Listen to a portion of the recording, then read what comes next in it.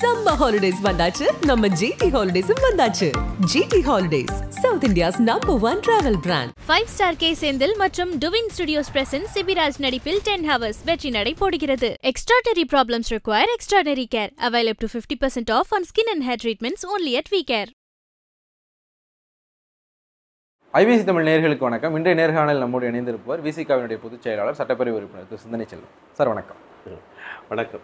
கூட்டணிக்குள்ள அதிமுக பாஜக கூட்டணி ஒரு பக்கம் உருவாயிருச்சு. ஆனாலும் திமுக கூட்டணி இன்னும் இன்டாக்டா ஆயிருக்கிறதுக்கு பதிலாக திமுக மட்டுமே எங்களுக்கு இருக்கிற ஒரே வாய்ப்பு இல்லை அப்படிங்கிற மாதிரி, திமுக மட்டுமே நாங்கள் நம்பி இல்லை அப்படிங்கிற மாதிரி அர்த்தம் வர்ற மாதிரியான பேச்சுக்கள் தொடர்ச்சியாக விசிக தலைவர் தொல் திருமாவளவன் கிட்ட இருந்து வருது. இல்லை, எனக்கு உண்மையிலே அரசியல் களத்தை கண்டு ஒரு விதமான வியப்பு மேலிடுது. கடந்த 30 ஆண்டுகளுக்கு முன்னாடியும் அரசியல் களத்தில் மாறுபட்ட கருத்து உடையவர்களுக்கு இடையில் பல்வேறு விதமான கருத்து போராட்டம் நடக்கும். ஆனால் கருத்து போராட்டம் நடக்கிறதுக்கு பதிலாக கருத்து திரிப்பு போராட்டம் தான் இப்போ நடந்துக்கிட்டு இருக்கு.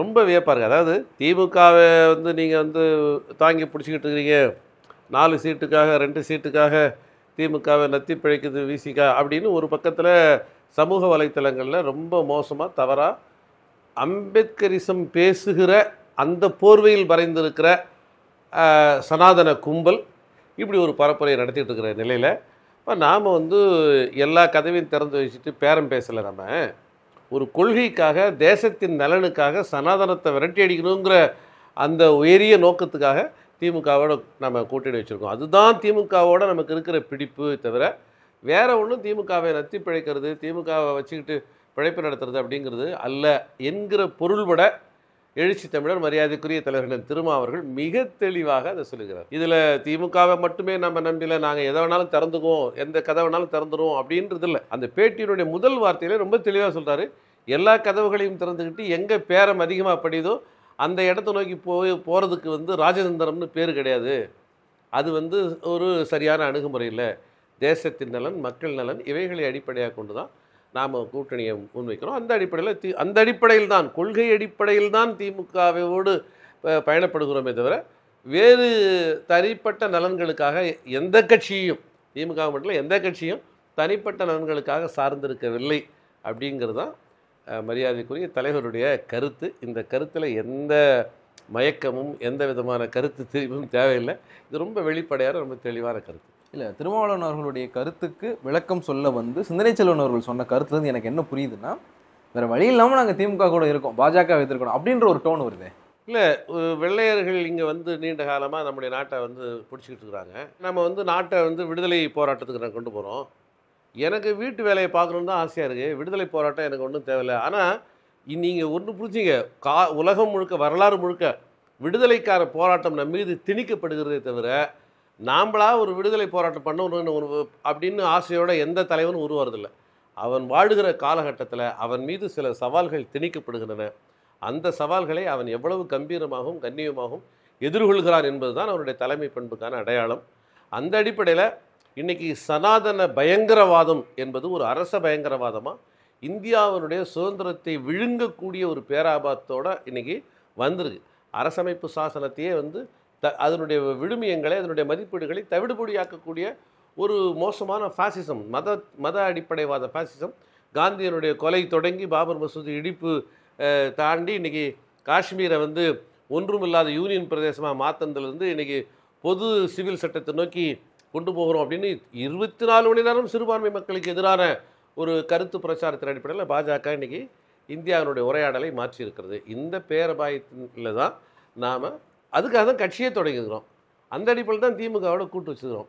வேறு வழி இல்லாமல் இல்லை. இதுதான் நம்முடைய தேவையும் வரலாற்றின் தேவையாக இருக்கிறது. அந்த அடிப்படையில் தான் திமுகவோட கூட்டு வச்சுக்கிறோம். சமீபத்தில் திமுக அமைப்பு செயலாளர் RS பாரதி நேர்காணல் எடுத்தோம். அதில் அவர் என்ன சொன்னார்னா, எங்கள் கூட்டணி இயல்பான கூட்டணி, அதிமுக பாஜக கூட்டணி இயல்பான கூட்டணி இல்லை. அதுக்கு ஒரு உதாரணம் சொன்னார். அந்த உதாரணத்தில் அந்த ஒப்பீட்டில் எனக்கு உடன்பாடு இல்லைனாலும் அந்த ஒப்பீடு ஒரு புரிதலுக்காக சொல்கிறேன். 2 பேர் மனமொத்து திருமணம் பண்ணாங்கன்னா தான் அந்த வாழ்க்கை நல்லா இருக்கும்.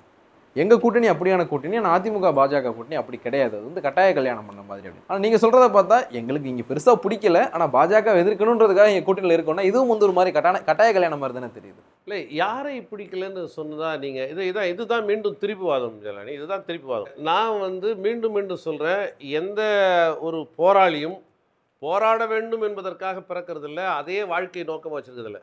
சேகுவாரா வந்து தன்னுடைய அழகான மோட்டார் சைக்கிள் பயணத்தில் வந்து சந்தோஷமாக தன்னுடைய நண்பர்களோட, தன்னுடைய காதலியோட, தன்னுடைய குடும்பத்தோட அவன் பயணப்படணும் தான் விரும்புகிறான். ஒரு யுத்தம் அவன் மீது திணிக்கப்படுது. இதுதான் வரலாறு முழுக்க. பிரபாகரன் வந்து 24 மணி துப்பாக்கி வச்சுக்கிட்டு இருக்கணும்னு ஆசைப்படலை.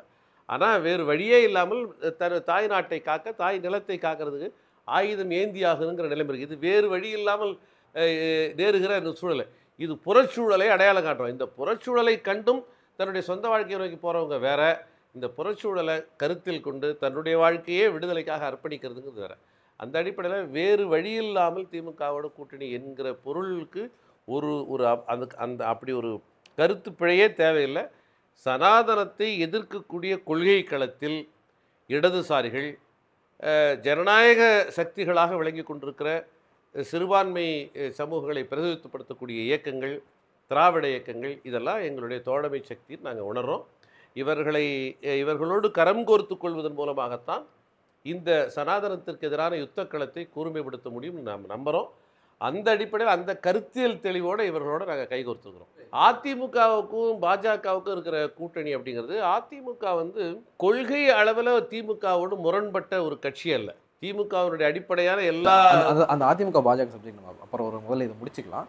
ஒரு 4-5 ஆண்டுகளுக்கு முன்னாடி வந்து விசிகா தலைவர் தொல் திருமாவளவன் ஒரு பேட்டியில் வந்து ஜாதி ஒழிப்பு அந்த கொள்கையில் வந்து எங்களுக்கு திராவிட இயக்கம் நெருக்கமான கூட்டாளி, அவங்களுக்கும் எங்களுக்கும் வந்து கொள்கை வந்து ஒத்துப்போகும் அப்படின்னு சொல்லுவார். ஆனால் நீங்கள் அங்கேருந்து நகர்ந்து எங்கே வந்திருக்கீங்கன்னா, உங்கள்கிட்ட இருக்கிற அந்த ஒற்றுமைகளை பற்றி பேசுகிறத தாண்டி எங்களுக்கு ஒரு பொது நோக்கம் இருக்குது, ஒரு புதிய எதிரிக்காக நாங்கள் சேர்ந்துட்டோம் அப்படின்னா, நீங்கள் சொன்னீங்கல்ல 4 சீட்டுக்காக திமுகவை நாங்கள் தாங்கிக்கிட்டு இருக்கோம் அப்படின்னு சொல்லிட்டு அம்பேத்கரிசம் பேசுகிறவங்களும் எங்களை விமர்சிக்கிறாங்க அப்படிங்கிற ஒரு வார்த்தையை முன் வச்சுங்க. அம்பேத்கரிசம் என்கிற போர்வையில் ஒளிந்திருக்கிற சனாதன சக்திகள் அவங்க விமர்சிக்கிறாங்க அப்படின்னா, நீங்கள் வந்து இந்த பொதுவான விஷயங்களை சொல்றதுல இருந்து தாண்டி ஒரு புதிய எதிரியை காட்டினதுனால வந்ததனுடைய வெளிப்பாடா இது?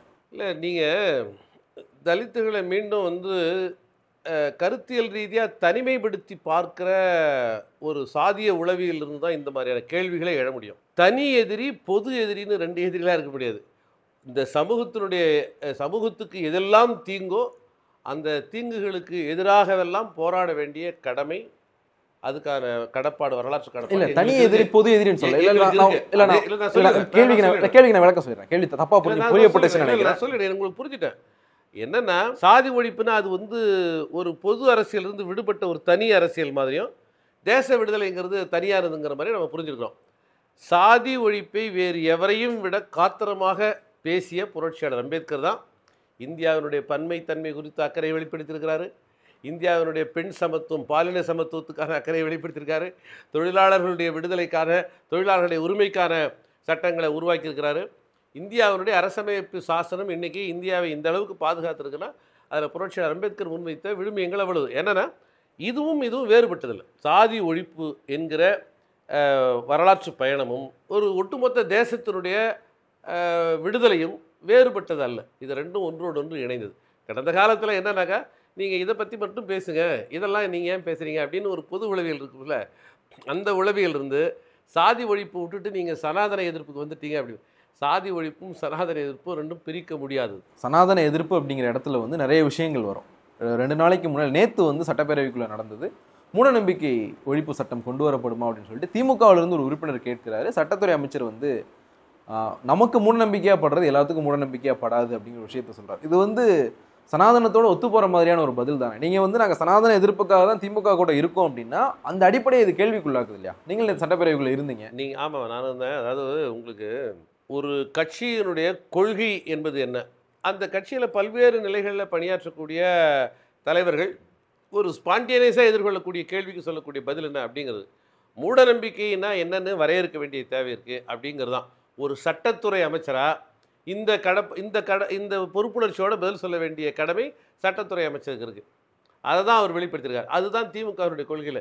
திமுக அதாவது அறிவுக்கு ஒத்து வருகிற நம்பிக்கைகளை, பகுத்தறிவு சார்ந்த நம்பிக்கைகளும் அறிவுக்கு பரிபூர்ணமாக ஒத்து வராதவற்றை வந்து மூடநம்பிக்கைன்னு ஏற்கனவே வரையறுத்து மூடநம்பிக்கைக்கு எதிராக தொடர் பிரச்சாரங்களை அது மேற்கொண்டு வந்திருக்கு. இல்லை, இதை வந்து சட்டத்துறை அமைச்சர் சட்டமன்றத்தில் ஒரு குறிப்பிட்ட கேள்விக்காக எழுப்பிய பதிலை வைத்து இதுதான் திமுகவினுடைய கொள்கை அப்படின்னு பார்ப்பது சரியானதல்ல.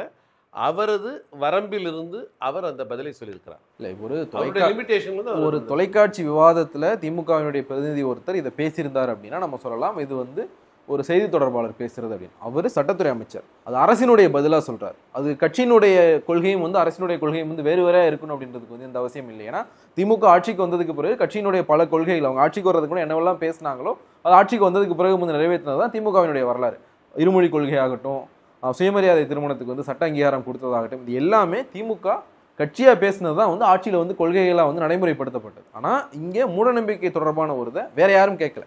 விசிக எம்எல்ஏ கேட்கல, காங்கிரஸ் எம்எல்ஏ கேட்கல, திமுக எம்எல்ஏ ஒருத்தர் கேட்கிறார். அதுக்கு திமுக அமைச்சரே சொல்றாரு அது சாத்தியம் ரொம்ப குறைவு தான். அப்படிங்கும் போது விமர்சனம் வரதானே செய்யும். இல்லை, விமர்சனங்கள் வர்றதை பற்றி நான் தவறாக சொல்லலை. ஆனால் அதையே வந்து திமுகவினுடைய கொள்கைன்னு ஒரு இன்டர்பிரட் பண்ணுற முயற்சி இருக்குல்ல, அது ரொம்ப தவறானது. இதே திராவிட முன்னேற்ற கழகம் தான் அனைத்து சாதியினரும் அச்சகலாம் என்பதற்கான சட்டத்தை உருவாக்கியிருக்கு. இன்றைக்கி இதே திராவிட முன்னேற்ற கழகம் தான் சமத்துவத்திற்கான பல்வேறு போராட்டங்களில் உடனிருந்து நிற்குது. வைக்கம் அந்த போராட்டம், அந்த சமத்துவத்துக்கான அந்த போராட்டத்துக்கான 100ஆண்டு விழாவை வந்து இன்றைக்கி வந்து ஒரு மிகப்பெரிய அளவில் மக்கள் மத்தியில் அது கொண்டு போயிட்டுருக்கு. ஒரு பக்கம் மாபெரும் தமிழ்கனவு அப்படிங்கிற தலைப்பில் ஒரு புதிய பகுத்தறிவு சார்ந்த விழுமியங்களை இளைஞர்கள்கிட்ட மாணவர்கள்ட்ட கொண்டு போகிறதுக்கான பல முயற்சிகளை இது எடுத்துக்கிட்டு இருக்கு. ஆகவே அமைச்சர் ரகுபதியினுடைய கருத்து முற்று முழுவதுமாக திமுகவினுடைய கருத்து அப்படின்னு நான் பார்க்கல.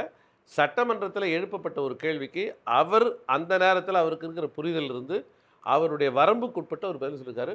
ஒட்டுமொத்தமாக மூட நம்பிக்கைகள் அப்படிங்கிறது பற்றிய ஒரு தீர்ப்பாக அதை என்னால் கருத முடியல. இந்த கேள்விகளுக்கு நீங்கள் பதில் சொல்லும்போது ஒரு வார்த்தையை பயன்படுத்தினீங்க, அம்பேத்கரியம் அப்படிங்கிற போர்வையில் ஒழிந்திருக்கிற சனாதன சக்திகள் அப்படின்னு சொல்லிட்டு. ஆர்எஸ்எஸ் இயக்கம் வந்து இங்கேயும் மூடி இருக்குன்னு நினைக்கிறீங்களா? தலித்திய செயல்பாட்டாளர் அப்படிங்கிற பேரில் வந்து சனாதனவாதிகள் ஊடுருவிக்கிறாங்க அப்படிங்கிற சந்தேகம் உங்களுக்கு இருக்கு? இல்லை, உங்களுக்கு எதுவும் சந்தேகம் இருக்கா? அப்படி ஊடுருவவே இல்லைன்னு. ஆர்எஸ்எஸ் சங்பரிவார கும்பல் ஒரு குறிப்பிட்ட களத்தில் அவங்களுடைய டார்கெட்டே உங்களுக்கு வந்து இன்றைக்கி வந்து தலித்துகளுக்கு மத்தியில் ஊடுருவி அதை வந்து அவர்களை கைப்பற்றுவது தான். இன்றைக்கி வந்து சாதி ஒழிப்பு என்கிற கருத்தியலோடு ஒரு ஆக பெரும் சக்தியாக தலை நிமிர்ந்திருப்பது விடுதலை சிறுத்தைகள் கட்சி. இல்லை, விடுதலை சிறுத்தைகள் கட்சியை நீங்கள் எப்படி எதிர்க்க முடியும்? அதை எப்படி நீர்த்து மக்கள்கிட்ட இருந்து அந்நியப்படுத்துறதுக்கான முயற்சி அவங்க அதுக்கான ஸ்ட்ராட்டஜி அது மாதிரியே வந்து பசுத்தோல் போர்த்திய புலின்னு சொல்கிறாங்களா, அது மாதிரி அம்பேத்கரியத்தை பேசுகிறது. அம்பேத்கரை பற்றி வானளவு புகழ் வர முடியும் ஆர் என் ரவி. ஆனால் அப்படியே பொழுதுகிட்டே போகும்போது பிரிட்டிஷாருடைய கைக்கூலியாக முகமது அலி ஜின்னாவும் அம்பேத்கரும் செயல்பட்டார்கள் அப்படிங்கிறத ராஜ்பவனில் இருந்து பேசினார். அதுதான் அவங்களுடைய அணுகுமுறை. இன்றைக்கி சுவாமி சகஜானந்தாவை பற்றி வந்து சிதம்பரத்தில் வந்து பேசுகிறார் ஆர் என் ரவி. உடனே அந்த இடத்துல அம்பேத்கரிய செயல்பாட்டாளர்கள் சகஜானந்தாவை கொண்டாடக்கூடியவர்கள்னு சொல்லி ஒரு சிலரை வந்து ஈர்ப்பது தான் அவங்களுடைய திட்டம். அவ்வாறு ஈர்க்கப்பட்டவர்கள் மத்தியில் அவர் என்ன சொல்கிறாரு, பிரிட்டிஷ் ஏகாதிபத்தியத்துக்கு எதிராக தான் வந்து அவங்களுடைய கலாச்சாரத்துக்கு எதிராக தான் சுவாமி சகஜானந்தா நந்தனார் கல்விக் கழகத்தை உருவாக்குனார் அப்படின்னு ஒரு அபாண்டமான அவதூறு பொய்யை சொல்கிறாரு. அந்த காலகட்டத்தில் சனாதன அமைப்புகளால் நடத்தப்படுகிற கல்விக்கூடங்களில் குருகுலங்களில் தலித்துகள் படிக்க முடியாத நிலையிலிருந்து அவருக்கு எதிராக தான் வந்து நந்தனார் கல்விக் கழகத்தை சுவாமி சகஜானந்தா கொண்டு வந்தார். ஆனால் அவங்களெல்லாம் இன்டர்பிரட் பண்ணி ஸ்வீகரிக்கிற ஒரு அயோக்கியத்தனம் தான் சனாதனத்தினுடைய அணுகுமுறை. அந்த அணுகுமுறையை நடைமுறைப்படுத்துறதுக்கு அவங்க வந்து அம்பேத்கரியம் மோல அப்படியே நுனிப்புல் பேசுகிற மாதிரியான ஒரு சில நபர்களை அவங்க கையில் வச்சுக்கிட்டு தான் இருக்காங்க. இன்றைக்கி அவங்க தான் ஒரு வெர்ச்சுவல் வார் நடத்திட்டு இருக்கிறாங்க. நாங்கள் வந்து ஒரு 3-4 ஆண்டுகளுக்கு முன்னாடி கபிலன்னு சொல்லிட்டு ஒரு கவிஞர் பாடின ஒரு பாடல், அம்பேத்கர் சுடர் வந்து முதல்வருக்கு கொடுக்குறோம். அதில் வந்து ஒரு அம்பேத்கர் இன்னொரு அம்பேத்கருக்கு விருது கொடுக்குறாருன்னு ஏதோ ஒரு அந்த கவிதை எனக்கு ஞாபகம் இல்லை. அந்த பொருள்படக்கூடிய வகையில் அவர் வந்து ஒரு கவிதையை படிக்கிறாரு. அந்த கவிதையை எல்லாரும் தலைவர் அம்பேத்கர்னு அவர் சொல்கிறாரு அப்படின்னும் போது எல்லோரும் கைத்தட்டாரு. கவிஞர்களுக்கு இருக்கிறது. அதில் அந்த ஜூனியர் விடலை என்னை கேட்குறாங்க. நான் சொன்னேன், கவிஞர்களுக்கு அந்த உரிமை இருக்குங்க. அவங்க திடீர்னு ஒருத்தர் கடவுள்னு சொல்லுவாங்க அப்படின்னாலும் சொல்லுவாங்க. கவிஞர்களுக்கு அம்பேத்கர் சுடர்னு சொல்கிற உரிமை இல்லையா அப்படின்னு நான் சொல்லிட்டு கடந்து போகிறேன். உடனே அதை வந்து இன்றைக்கி வந்து எப்படி பரப்புகிறாங்கன்னா, முதல்வர் ஸ்டாலினை அம்பேத்கருடன் ஒப்பிடுவதில் தப்பில்லை அப்படின்னு சொல்லிட்டு சிந்தனை செல்வன் பேசினார்னு சொல்லிட்டு அப்படியே ஒரு பெரிய பரப்புரையை நிகழ்த்திட்டு இருக்கிறாங்க. இந்த வெர்ச்சுவல் வாரெலாம் எங்கிருந்து வருது? காரை விட்டு அண்ணன் தலைவர் திருமாவுடைய பிறந்த நாளில் வந்து அவரை கௌரவிக்கிறதுக்காக முதல்வர் வராரு. அது ஒரு நெகிழ்ந்து போய் அண்ணன் வந்து அவங்கள வந்து இறங்கி வாங்கண்ணன்னு சொல்லிட்டு கூப்பிட்றாங்க. ஒருத்தவங்க வாங்கண்ணன்னு சொல்லிட்டு கூப்பிடும்போது நம்ம என்ன சொல்லுவோம், வாங்கண்ணா வணக்கம் சொல்லுவோம். அப்படியே அவர் கையை பிடிச்சி வணங்கி குனிகிற மாதிரி ஒரு ஃபோட்டோ எடுத்து போட்டு உடனே வந்து இன்னைக்கு விலை போகாத ஒரு மகத்தான ஆளுமையாக தலைவர் திருமாவளவன் இருக்கிறாருங்கிறது எல்லாருக்கும் தெரியும். அது மட்டும் இல்லை, தனக்கான எந்த தனிப்பட்ட வாழ்க்கையும் இல்லாமல் ஒட்டுமொத்தமாக தன்னுடைய வாழ்க்கையை வந்து மக்களுக்காக ஒப்படைச்சிருக்கிற ஒரு தலைவர் அவரையே வந்து இப்படி கொச்சைப்படுத்த முடிகிறதுன்னு சொன்னால் இதுக்கு பின்னாடி ஒளிந்திருக்கிறவர்கள் யார் அப்படிங்கிறது தான் கேள்வி. இல்லை, இப்போது நான் கேட்டது கேள்வி வந்து அம்பேத்கரியவாதிகள் அப்படிங்கிற பேரில் தலித் உரிமைக்காக பேசுகிறோம் அப்படிங்கிற பேரில் வந்து சனாதனவாதிகள் இருக்காங்களா அப்படின்னு நான் கேட்டேன். நீங்கள் வந்து எதிர்த்தரப்பில் இருக்கிறவங்க அம்பேத்கரை பற்றி பேசுகிறத சொல்கிறீங்க. இந்த ரெண்டுமே வந்து முரணாக தெரியுது. நான் கேட்ட கேள்வியும் நீங்கள் சொன்ன பதிலும் வேற வேறையாக இருக்குது. இல்லை, அதாவது போலிகள் எல்லா இடங்களிலும் இருக்கிறார்கள். உண்மையிலேயே புரட்சியாளர் அம்பேத்கருடைய கொள்கையை மையப்படுத்தி தன்னுடைய வாழ்க்கையை அதுக்காக அர்ப்பணித்திருக்கிற ஆயிரக்கணக்கான களப்பணியாளர்களையும் கருத்தியல் செயல்பாட்டாளர்களையும் நான் வந்து கடந்த 30-40 ஆண்டுகளில் சந்திச்சிருக்கேன். அது வேற. ஆனால் அதே சமயத்தில் பிழைப்புவாதத்துக்காக இன்றைக்கி வந்து சனாதன கருத்தியலோடு ஒன்றியிருக்கிறவங்க ஒரு பாவனையாக அம்பேத்கரையும் கையில் பிடிச்சிக்கிட்டு பேசக்கூடிய ஒரு போக்கும் இருக்குது அப்படிங்கிறத நான் சொல்ல விரும்புகிறேன். அதிமுக பிறப்பின் அடிப்படையில் நீங்கள் வந்து ஒருத்தரை மதிப்பிடாதீங்க. அதாவது வந்து ஒரு பட்டியல் சமூகத்திலே ஒருத்தர் பிறந்திருக்கிறாருன்னா அவர் வந்து அப்படியே அவர் பிறப்பிலேயே ஒரு 100 விழுக்காடு முற்போக்கானவராக இருந்துருவாருன்னு. அவர்களில் சிலரும் வந்து அம்பேத்கரியம் போல ஒரு பேசிக்கிட்டு அந்த பக்கம் போக மாட்டாங்களா என்ன? அப்படி போகிறவங்க இருக்காங்களா இல்லையா? இந்த இதை தாண்டி வந்தோம் அப்படின்னா அதிமுக பாஜக கூட்டணியை பார்த்து திமுகவும் கூட்டணி கட்சிகளும் ரொம்ப பயப்படுறீங்களா? அதிமுக கூட்டணி எங்கே உருவாக்கியிருக்கு அதை பார்த்து பயப்படுறதுக்கு? அதான் பாஜக அறிவிச்சிட்டாங்க. பாஜகன்னு ஒரு கட்சி தமிழ்நாட்டில் எதையாவது ப்ரூவ் பண்ணியிருக்கா? வெறும் 4 சட்டமன்ற உறுப்பு. நாங்கள் வந்து அது வந்து பெரிய அந்த கட்சி இந்த கட்சி நாட்டு இத்தனை மாநிலங்கள் ஆளுற கட்சி சென்டரை வந்து இன்றைக்கி தக்க வச்சுருக்கிற கட்சி. ஆனால் தமிழ்நாட்டில் ஒரு 4 எம்எல்ஏவுக்கு அவங்க எவ்வளோ தகுதிக்க போட்டிருக்காங்க. எந்த பின்புலமும் இல்லாத 0 பின்புலத்திலிருந்து எமர்ஜாய் வந்திருக்கிற விடுதலை சிறுத்தைகள் இன்றைக்கி அந்த இடத்த பொசிஷனை தக்க வச்சுருக்கோம். அதனால் பாஜக என்பதை ஒரு கட்சியாக வளர்ந்திருக்கிறதா நாங்கள் கருதவே இல்லை. பாஜக அதிமுக கூட்டணி என்பது அதிமுக +0 அப்படின்னு தான் பொருள். இல்லை, அதிமுக +0 அப்படின்னா அந்த கூட்டணி அந்த கூட்டணி உருவானதை அமித்ஷா அறிவிச்சதுலேருந்து அதுக்கு ரியாக்ட் பண்ணாத திமுக கூட்டணி கட்சி தலைவர் ஒருத்தர் பேரை சொல்லுங்களேன் பார்ப்போம். எல்லோருமே ரியாக்ட் பண்ணியிருக்கீங்க, ஒருத்தர் மிச்சம் இல்லாமல். ஒரு விஷயத்தை கண்டு நம்ம எதிர்வினை ஆற்றோம்னா அதை கண்டு அச்சப்பட்டிருக்கிறோம்னு அர்த்தம் இல்லை. அது இந்த சமூகத்தில் ரொம்ப மோசமான விளைவுகளை ஏற்படுத்தும் அப்படின்னு நம்ம நினைக்கிறோம். தேர்தல் களத்தில் இல்லை. அதாவது எந்த ஒரு வாஜ்பாய் காலம் வரைக்கும் பாபர் மசூதி இடிப்புக்கு முன்னாடி வரைக்கும் வந்து பாஜகவை பற்றிய சித்திரம் ஒரு தெளிவாக புரியாத ஒரு காலகட்டம். ஆனால் இன்றைக்கி பாஜக அமித்ஷா மோடி தலைமையிலான பாஜக முற்று முழுவதுமாக ஒரு சனாதன பாசிசத்துக்கான அடையாளமாக மாறி போயிருக்கு. இந்த நிலையில் ஒரு தமிழ்நாட்டில் ஒரு மிகப்பெரிய அவர்ஷன் இருக்குது. அந்த அவர்ஷன், அந்த ஒவ்வாமை, அந்த பாஜகவை கண்டு விலகி போகிற அந்த ஒவ்வாமையை இவங்க அதிமுக வந்து கூட்டணி வைப்பதன் மூலிமா அதிமுக தொண்டர்கள் கையில் பாஜக கொடியும் அதிமுக தொண்டர்களுடைய வாயால் மோடி ஜி அமித்ஷா ஜி வாழ்க அப்படிலாம் சொல்லக்கூடிய ஒரு நிலை வரும். அப்போ அது வந்து எதிர்கால அரசியலுக்கு அது வந்து சரியாக இருக்காது. தேர்தல் அரசியலை மையப்படுத்தியல்ல பாமக உட்பட பாஜகவோட கூட்டணி வச்சுக்கிறதுனால எங்களுக்கு எந்த நட்டமும் இல்லை. ஆனால் பாமக என்கிற சமூக நீதி கொள்கையின் அடிப்படையில் உருவாக்கப்பட்ட ஒரு கட்சி அப்படி ஒரு சனாதன அமைப்போட கைகோர்க்கிறது அப்படிங்கிறது அந்த கட்சிக்குள்ளார் இருக்கக்கூடிய ஜனநாயக சக்திகளை நீர்த்து போக செய்யக்கூடியதாக அமைந்துடும் அப்படிங்கிற ஒரு நோக்கிலிருந்து நாங்கள் சொல்கிறோம். இந்த இடத்துல எதிர்வினை ஆற்றுகிறோம் அப்படின்னு சொன்னால் அதனால் அச்சப்பட்டிருக்கிறோம் பொருள் இல்லை. எடப்பாடி பழனிசாமி அதான் சொல்றாரு, தேசத்தின் நலனை அடிப்படையாக கொண்டு இந்த கருத்தை சொல்லுங்க. எங்க கட்சி இது, நாங்க யாரு கூட வேணாலும் கூட்டணி வைக்கிறோம், நீங்க இதை பத்தி பேசிக்கிட்டே இருக்கிறீங்க, நீங்களும் கூட்டணியில் இருந்தீங்க தானே. நீங்க சொன்னீங்க பாபர் மசூதி இடிப்புக்கு முன்பு வரைக்கும் வந்து பாஜக பற்றின ஒரு தெளிவான ஒரு கிளியர் பிக்சர் வந்து நமக்கு கிடைக்காம இருந்தது அப்படின்னு. ஆனா அதுக்கு பிறகுதானே திமுக பாஜகவோட கூட்டணி வச்சது, அந்த கூட்டணியில் விசிகாவும் இடம்பெற்று இருந்தது. இல்லை, அது வந்து ரொம்ப தவறான ஒரு கருத்து. நாங்கள் வந்து திமுகவோட கூட்டணியில் இருந்தோங்கிறது உண்மை. நீங்க பாஜகவோட கூட்டணி வச்சீங்கன்னு நான் சொல்லலை, திமுக பாஜகவோட கூட்டணி வச்சிருந்தது, நீங்க அந்த கூட்டணியில் இடம்பெற்றிருந்தீங்க. இந்த கூட்டணியை பற்றி புரிந்து கொள்ளணும் அப்படின்னு சொன்னால் நம்ம நுனிப்புல் மேயறதுலேருந்து கொஞ்சம் அழுத்தமாக ஒரு விஷயத்தை புரிஞ்சுங்க. நீங்கள் வந்து இந்தியாவினுடைய இந்த தேர்தல் முறை இருக்குல்ல, எலக்டோரல் சிஸ்டம் இருக்குல்ல, இந்த எலக்டோரல் சிஸ்டம் தான் இந்த கூட்டணி அரசியலை நோக்கி நகர்த்திட்டு இருக்கு. இது தவிர்க்கவே முடியாதபடி உலகத்தினுடைய பல நாடுகள் விகிதாச்சார தேர்தல் முறையை நோக்கி போயிடுச்சு. அப்படி ஒரு நிலை வந்துச்சுன்னா இந்த மாதிரியான பிற்போக்குவாத அமைப்புகளோட எந்த நிலையிலும் கூட்டணி தேவையில்லை அப்படிங்கிற ஒரு முடிவுக்கு வரலாம். ஆனால் இந்த எலக்டோரல் சிஸ்டம் வந்து அதிகாரத்தில் இருக்கிற கட்சிகள் பல கூட்டணிகளோடு இணைஞ்சு தான் நின்னாதான் மீண்டும் தொடர்ந்து அந்த அதிகாரத்தை தக்க வைக்க முடியும் அப்படிங்கிற நிலை இருக்குது. எங்களுக்கு திமுகங்கிற ஆப்ஷனை நாங்கள் தவிர்க்க விரும்பலை. அந்த சமயத்தில் திமுக அப்படி ஒரு முடிவு எடுத்திருக்கலாம். ஆனால் அப்பவும் நாங்கள் தொடர்ந்து சொன்னோம், பாஜக மேடைகளை நாங்கள் ஏற மாட்டோம், பாஜகவுக்கு நாங்கள் வாக்கு சேகரிக்க மாட்டோம், திமுகவோட கூட்டணின்னு நம்ம நம்பி வந்திருக்கிறோம், ஆனால் நீங்கள் பாஜகவோட வச்சுருக்கீங்க அப்படின்னு அன்னையிலிருந்து அன்னைக்கே ஒரு பெரிய அரசியலுக்குள்ளார உள்ள நுழையிற காலகட்டத்திலே எந்த ஆதாயத்திற்காகவும் பாஜகவோட கைகோர்க்க முடியாது அப்படின்னு உரத்து சொன்ன ஒரு கட்சி விடுதலை சிறுத்தைகள் கட்சி, உரத்து சொன்ன தலைவர் திருமாவளவன். இப்போ நீங்கள் வந்து பாஜக வந்து 0 தான், அதிமுக பாஜக கூட்டணி அப்படிங்கிறது அதிமுக + 0 தான்.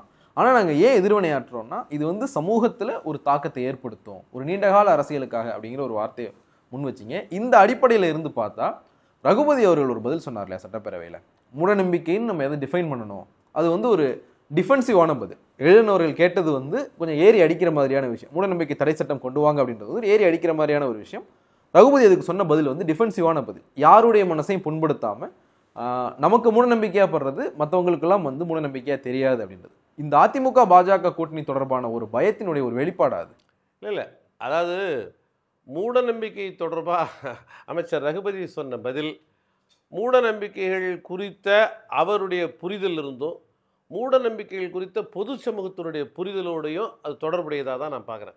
எது மூடநம்பிக்கைன்னு உடன்கட்டை ஏறுதல் ஒரு விஷயம் வருது, அதெல்லாம் இப்ப இல்ல.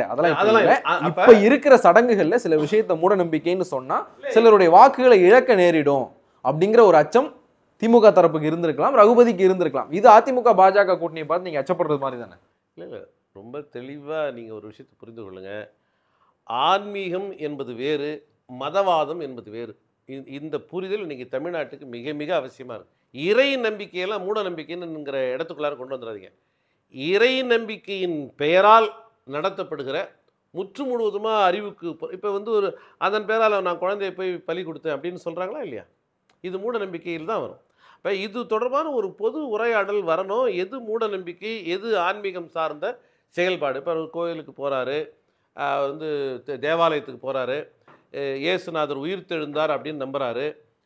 வந்து அந்த மாதிரி ஒருத்தவங்களுக்கு கிறிஸ்துவர்களுக்கு ஒரு நம்பிக்கை, இஸ்லாமியர்களுக்கு ஒரு நம்பிக்கை, முகமது நபி தான் கடைசி இறை தூதர் அப்படிங்கிற நம்பிக்கை, முகமது நபியின் மூலமாக தரப்பட்ட திருக்குரான் என்பது தான் கடவுளால் தரப்பட்ட ஒரு கருத்து அப்படிங்கிற நம்பிக்கை. இதெல்லாம் வந்து மதம் சார்ந்த நம்பிக்கைகள். இந்த மதம் சார்ந்த நம்பிக்கைகளை பயன்படுத்தி கொண்டு அதிலே அப்படியே மெல்ல லாவகமாக அவர்களை வந்து ஒரு சமூகத்துக்கே எதிராக திருப்பக்கூடிய பாசிசத்தினுடைய இன்னொரு அணுகுமுறை இருக்குல்ல, அந்த அணுகுமுறையை நம்ம விவாதிக்க வேண்டிய ஒரு விஷயமா இருக்குது. அதில் மூட நம்பிக்கை எது, எது வந்து ஒரு ஆன்மீகத்தினுடைய பழக்க வழக்கம் எது அப்படிங்கிறது ஒரு உரையாடலுக்கு உட்படுத்தப்பட வேண்டிய விஷயமா தான் நான் நினைக்கிறேன். என் பாயிண்ட்டுக்கு வந்துட்டீங்க கரெக்டாக. ஆமாம், என் பாயிண்ட்டுக்கு வந்துட்டீங்க. நான் சொன்னது இப்போ கரெக்டு தான். மூடநம்பிக்கைன்னு சில விஷயங்கள் நம்ம சொன்னோம்னா வாக்கு வங்கி பாதிக்கப்படும் அப்படின்னா அதிமுக பாஜக கூட்டணி உருவாகி இருக்கு, அவங்களுக்கு இல்ல, அவங்களுக்கு வந்து ஒரு பக்கம் ஓட்டு முழுசா போகும். நம்ம இந்த மாதிரியான நேரத்துல இப்படி ஒரு விஷயத்த பண்ணோம்னா நமக்கான வாக்கு வங்கி பாதிக்கப்படும், அதிமுக பாஜக கூட்டணியை பலப்படுத்திடும் அப்படிங்கிற ஒரு எண்ணமும் வரும்ல. இல்லை, நீங்க பெரியார் தான் எங்கள் கொள்கை தலைவர்னு சொல்லக்கூடிய ஒரு கட்சி, நீங்க வந்து இந்த மாதிரி சமரசம் ஆயிடுச்சுன்னு இன்னைக்கு இப்போ நான் உங்ககிட்ட கேட்குறேன். இந்த மாதிரி இப்போ அமைச்சர் ரகுபதி சொல்லிட்டாரு, அதனால் பெரியாருங்கிற அடையாளத்தை திமுக தவிர்த்துச்சுன்னு பொருளா என்ன? தொடர்ந்து ஒரு பெரியாரியம் அப்படிங்கிறதுல உறுதியாக காலூன்றி செயல்படக்கூடியவர்களாக இருக்காங்க. வாக்கு வங்கிக்கும் இதுக்கும் தொடர்பில் ஆன்மீகத்திற்கும் மதவாதத்திற்கும் இடையில் என்ன ஒரு நுணுக்கமான வேறுபாடு, மதவாதம் எப்படி மதவாத பாசிசமாக மாறுது என்பதெல்லாம் இன்றைக்கி சமீப காலத்தில் நாம் புரிந்து கொள்ள வேண்டிய ஒரு விஷயம். அதை கவனமாக பேச வேண்டியிருக்கு, கவனமாக உரையாட வேண்டியிருக்கு. அதில் ஒன்றும் தப்பு இல்லை. அதுதான் வந்து அமைச்சர் ரகுபதியினுடைய கருத்தில். உடனே வந்து அதிமுக கூட்டணியை பார்த்து பயந்துட்டார் அப்படின்னு சொல்லி இப்போ முழு அதிகாரமும் இவங்கிட்ட இருக்குது அப்படின்னா கூட அப்போ தான் எனக்கு இன்னும் கொஞ்சம் நான் கவனத்தோடு செயல்படுவது என்பது வேறு, அச்சத்தோடு செயல்படுவது என்பது. அது வந்து அமைச்சர் ரகுபதியினுடைய குரல் கவனத்தோடு செயல்பட வேண்டும் அப்படிங்கிறது தான் அவருடைய, நான் அப்படி தான் புரிந்து கொள்கிறேன். பாமக வந்து அவங்களுடைய சித்திரை முழுநிலவு அந்த மாநாட்டுக்கான ஏற்பாடுகள் இருக்காங்க. அது தொடர்பான ஒரு அழைப்புதல் வந்து விசிக தலைவர் தொல் திருமாவளவனுக்கும் வந்து பாமக நிர்வாகிகள் வந்து கொடுத்துருக்காங்க. மேல்மட்டத்திலேருந்து யாரும் நிர்வாகிகள் வந்து கொடுத்துருக்குறாங்க. ஒரு பழைய நேர்காணலில் வந்து நீங்கள் என்கிட்டே சொல்லியிருந்தீங்க, மது ஒழிப்பு மாதிரியான விஷயங்களில் வந்து தேவைப்பட்டால் மருத்துவர் ராமதாஸ் கூட நாங்கள் கைகோர்ப்போம் அப்படின்னு சொல்லிட்டு. இந்த அழைப்புதல் வந்து எப்படி பார்க்குறீங்க? இல்லை, பாமகவோ மருத்துவர் ராமதாஸ் ஐயாவோ எங்களுக்கு அவங்கெல்லாம் ஒன்றும் நாங்கள் வந்து அணுகவே முடியாத ஒரு விஷயமாக நாங்கள் பார்க்கவே இல்லை. அவர்கள் பாஜகவோட 2014க்கு பிறகு நினைக்கிறேன், 2013-14க்கு பிறகு அவங்க வந்து ரொம்ப மெர்ஜான பிறகு பாஜகவினுடைய அந்த சோஷியல் இன்ஜினியரிங்கிற பேரில் எப்படி சிறுபான்மை மக்களுக்கு எதிராக பெரும்பான்மை மக்களை வெறியூட்டி அணிதிரட்டுவது அப்படிங்கிற அந்த ப்ரோக்ராமுக்குள்ளார போனதுனால நாம் அன்னைக்கு வந்து எங்களுடைய தலைவர் வந்து இன்றைக்கி இனிமேல் பாமகவோட எந்த ஒட்டுமுறையில் உறவும் இல்லைன்னு சொன்னார். கருத்தியல் ரீதியாகத்தான் ஒரு கட்சியோட உறவு, கருத்தியல் ரீதியாக தான் ஒரு கட்சியோட இருக்கிற உறவின்மை அப்படிங்கிறத விடுதலை சிறுத்தைகள் அப்படி தான் பார்க்குறோம். ஒரு நாகரிக அடையாளமாக அவங்க வந்து ஒரு அழைப்பிதழை கொடுக்கும்போது அதை மகிழ்ச்சியோட அதே நாகரிகத்தை வெளிப்படுத்தக்கூடிய வகையில் அதை உள்வாங்கி கொண்டவர் தான் தலைவர் திருமா அவர்கள். இதில் கூட ஒரு முறை வந்து விசிகாவினுடைய கொடிக்கம்பம் வந்து தகர்க்கப்படுறது, பாமக நண்பர்கள் அது ஏதோ ஒரு மிஸ் அண்டர்ஸ்டாண்டிங்கில் போய் அடித்து உடைக்கிற ஒரு காட்சி. உடனே வந்து ஒரு மருத்துவர் அன்புமணி வந்து இது மாதிரி எந்த கட்சியினுடைய கொடியையும் அந்த மாதிரிலாம் நம்ம கையாளக்கூடாது அப்படிங்கிற ஒரு இதெல்லாம் வந்து ஒரு முதிர்ச்சியான அணுகுமுறைன்னு தான் நான் பார்க்குறேன். இந்த முதிர்ச்சியான அணுகுமுறை எந்த அளவுக்கு இருக்குது, எந்த அளவுக்கு வந்து அது கொள்கை அளவில் அவர்களுக்கு இடையில் ஒரு மாற்றம் இருக்குது அப்படிங்கிறதுலாம் காலம் தான் தீர்மானிக்க முடியும். அவர்களிடமிருந்து ஒரு முதிர்ச்சி வெளிப்படுகிறது என்று சொன்னால் அதை அப்படியே ரிஃப்ளெக்ட் பண்ண வேண்டியது எங்களுடைய கடமை. அந்த அடிப்படையில் செயல்படக்கூடிய தலைவர் வந்து அந்த அழைப்பிதழை பெற்றுக்கொண்டிருக்கிறார், அவ்வளோதான். இதில் ஒன்றும் அரசியல் கணக்குகளாக எதுவுமே இல்லை. இந்த அரசியல் கணக்குகளை தாண்டி வந்து இன்னொரு அரசியல் கணக்கு, உங்களுடைய பழைய நண்பர் ஆதவர்ஜுனா வந்து உங்களை தாவேகா கூட்டணிக்கு வந்து அழைப்பு விடுத்திருக்காரு. அது தொடர்பாக வந்து விசிகாவுடைய நிலைப்பாடு இல்லை. முதல்ல நீங்கள் அவரை வந்து பழைய நண்பர்னு சொல்கிறதே அது ரொம்ப தப்பு. அவர் ரொம்ப மிக புதிய நண்பர். அவர் வந்து பழைய நண்பர்னால் நீங்கள் பழையன்றதை எப்படி விடுதலை சிறுத்தைகளுக்குன்னா தேர்தலே இல்லாமல் நாங்கள் பணியாற்றின காலம் இருக்கல, எதை பற்றியும் எதிர்பார்க்காம மரணத்தை நோக்கி நாங்கள் பயணப்பட்டுட்டு இருந்த காலகட்டம். சாதி ஒழிப்பு என்கிற களத்தில் எவ்வளவு விரைவாக இறந்து போனாலும் பரவாயில்ல, நாட்டுக்காக மக்களுக்காக சமத்துவத்திற்காக உயிரை ஏற்பணிக்கணுங்கிற காலகட்டத்திலேருந்து தொடங்கி இந்த இயக்கம் 30 ஆண்டு காலமாக பயணப்பட்டுருக்கு. ஒரு 2 ஆண்டுகளுக்கு முன்னாடி எங்களோட ஒரு வந்து இணைந்த சகோதரர் தான் ஆதவர்ஜுனா அவர்கள். அவர் இப்போ உங்க கூட இல்லைன்றதுனால பழைய நண்பர்னு சொன்னார். நல்லது. அதனால் அவர் எப்பொழுதுமே எங்களுடைய நண்பர் தான். இன்றைக்கி எங்களோட இல்லைன்னா கூட அவர் எங்களுக்கு நண்பர் இல்லைன்னு அதெல்லாம் பொருள் இல்லை. அவர் அழைத்திருக்கிறார், அது அவருடைய அரசியல். தாவேகா வந்து பாஜகவால் அதனுடைய செயல் வடிவங்களுக்குள்ளார இருக்கிற இன்னொரு ப்ரோக்ராம் தான் தாவேகா அப்படின்னு தான் நாங்கள் புரிஞ்சிட்ருக்கோம். அது நாம் தமிழர் கட்சியாக இருந்தாலும் சரி, தாவேகாவும் இருந்தாலும் சரி, இவைகளெல்லாம் வந்து இதுக்கு பின்னாடி பாஜகவினுடைய செயல் திட்டம் இருக்குது நாங்கள் புரிஞ்சுட்ருக்கோம். நல்லா அவர்களோட கைகோர்ப்பது என்பது குறித்து எந்த ஒரு அப்படி ஒரு எண்ணமே விடுதலை சிறுத்தைகளுக்கு இல்லை. எங்களை பொறுத்த வரைக்கும் பாஜக எதிர்ப்பை சிதறடிப்பது என்கிற ஒரு ப்ரோக்ராமுக்குள்ளார நாங்கள் வந்து ஒருபோதும் இசைவு தர மாட்டோம். இல்லை, ஒரு எதிர்த்தரப்பாக வர்ற எல்லோரையுமே வந்து உங்கள் பாஜகவினுடைய ஏஜென்ட் இல்லை பாஜகவினுடைய பி டீம் அப்படின்னு முத்திரை குத்துறது வந்து சரியான ஒன்றா இருக்குமா? இல்லை, எதிர்த்தரப்பாக வர இப்போ இடதுசாரிகள்னால் திமுகவை எப்பயுமே எதிர்க்கவே இல்லையா? இல்லை, நான் தெரியாமல் கேட்குறேன். திமுகவோடு அவங்க முரண்படுறாங்களே இல்லை? 100 விழுக்காடு இன்றைக்கி வந்து ஒரு மாற்றுத்திறனாளிகளுக்கான ஒரு பெரிய காத்திருப்பு போராட்டம், தினம் போராட்டம் நடக்காத நாளே இல்லைன்னு சொல்லிட்டு இடதுசாரிகளுடைய போராட்டமும் விடுதலை சிறுத்தைகளும் பல்வேறு தளங்களில் போராடிக்கிட்டு இருக்கோம். பல்வேறு அதனால் எதிர்த்து போராடுகிற எல்லோரையும் நாங்கள் அப்படி பிராண்ட் பண்ணல. இல்லை, எதிர்கேள்வி கேட்குற எல்லோரையுமே எந்த விதமான கருத்தியல் பின்புலமும் இல்லாமல் வெறுமனே வந்து ஒரு விதமான மாய தோற்றத்தோடு ஒரு வெற்று திரைப்பட கவர்ச்சியை மூலதனமாக்கிட்டு இன்றைக்கி வந்து திமுகவுக்கு ஆதரவான வாக்குகளை அது பாஜகவினுடைய எதிர்ப்பு வாக்குகளை சிதறடிக்கிற வேலையை தான் இவங்க செஞ்சுட்டுருக்காங்க. இது வந்து அவங்களுடைய எல்லா கருத்தியிலையும் இது வெளிப்படுது. அவங்களுடைய கருத்தியில் ஒன்று ஒன்றா ஒவ்வொரு அம்சமாக பிரித்து விவாதித்து எங்களால் சொல்ல முடியும். நண்பர் நாம் தமிழர் கட்சியினுடைய ஒருங்கிணைப்பாளர் சகோதரர் சீமான் வந்து தொடக்கத்தில் ரொம்ப ஒரு புரட்சி மாதிரி வெளிப்பட்டார். அவர் எவ்வளவு மோசமான ஒரு சனாதன சக்தி அப்படிங்கிறத அவரே தொடர்ந்து அம்பலப்படுத்திட்டு வர்றார். அதனால் ஒரு சிறிய இயக்கம் என்பதாலோ முரண்படுகிற இயக்கம் என்பதனாலோ எங்களோடு உடன்படாத இயக்கம் என்பதனாலோ அந்த இயக்கத்தை வந்து அப்படி பிராண்ட் பண்ணுற போக்கு எங்ககிட்ட எப்பொழுதுமே இல்லை. எங்களோடு உடன்படாத இன்னும் ஏராளமான புரட்சிகர முற்போக்கு இயக்கங்கள் தமிழ்நாட்டில் இருக்குது. அவங்களெல்லாம் நாங்கள் வந்து பாஜகவினுடைய இன்னொரு டீம்னு நாங்கள் சொல்லலை. நேர்காணலுடைய தொடக்கத்தில் வந்து அம்பேத்கரியவாதிகள் அப்படிங்கிற போர்வையில் சனாதன சக்திகள் இருக்காங்கன்னு சொன்னீங்க. இப்போ தேர்தல் அரசியலுக்கு வரும்போது தாவேகா, நாம் தமிழர் கட்சி இவங்கெல்லாம் வந்து பாஜகவினுடைய ஏஜென்ட் அப்படின்னு சொல்கிறீங்க. ஒரு எதிர்த்தரப்பாக இருக்கிறவங்க, எதிர்கேள்வி கேட்குறவங்க அப்படி பிராண்ட் பண்ணுறது ரொம்ப ஈஸியாகிடுதோன்னு கேட்குறேன் நான். இல்லை, எங்களுக்கு அப்படிப்பட்ட ஒரு தேவையும் இல்லை, அப்படிப்பட்ட ஒரு நோக்கமும் இல்லை. சமூக நீதிக்கான அரசியல்லையோ சாதி ஒழிப்புக்கான அரசியல்லையோ இங்கே இருக்கக்கூடிய உழைக்கும் வர்க்கம்னு சொல்லக்கூடிய பாட்டாளி வர்க்கத்துக்கான ஒரு அரசியலையோ எதுலேயுமே எந்த தெளிவும் இல்லாத ஒரு கும்பல் தான் நாம் தமிழர் கட்சியும் தாவேக்காவும். நீங்கள் அவங்க இன்றைக்கி தமிழ்நாட்டினுடைய நலன் சார்ந்து, அதனுடைய உண்மையான நலன் சார்ந்து எங்கேயாவது ஏதாவது ஒரு வெளிப்பாட்டை அவங்க வெளிப்படுத்திருக்காங்களா? சும்மா எல்லா கேமராக்களுக்கு முன்னாடி அப்படியே ஒரு சினிமா வசனம் பேசுறது, கேமராக்களை வச்சுக்கிட்டு எங்கேயாவது அப்படி பரந்தூர் போயிட்டு வர, அங்கே போயிட்டு வரன்னு காட்டுறது, இதெல்லாமா நீங்கள் இதெல்லாம் பழைய நாடகங்கள், இதெல்லாம் அம்பலப்பட்டு போன நாடகங்கள். அதனால் இவர்களை மதிப்பிடுவது என்பது எந்த நோக்கத்தோடும் அல்ல. இவர்கள் எந்த வகையிலும் சமத்துவ பயணத்திற்கு உதவாதவர்கள், சனாதன சக்திகளுக்கு விலை போகக்கூடியவர்கள் அப்படிங்கிறது தான் எங்களுடைய கருத்து. நன்றி சார், உங்களுடைய இணைவு கருத்துக்கு மிக்க நன்றி. நன்றி நன்றி நன்றி. மற்றும் ஒரு நிகழ்ச்சி சந்திக்கலாம். நன்றி, வணக்கம். சம்மர் ஹாலிடேஸ் வந்தாச்சு, நம்ம ஜிடி ஹாலிடேஸும் வந்தாச்சு. GT holidays, south India's #1 travel brand. 5-star K Senthil மற்றும் டுவின் ஸ்டுடியோஸ் பிரசன்ஸ் சிபிராஜ் நடிப்பில் 10 Hours வெற்றி நடை போடுகிறது. Extraordinary problems require extraordinary care. Available to 50% off on skin and hair treatments only at We Care.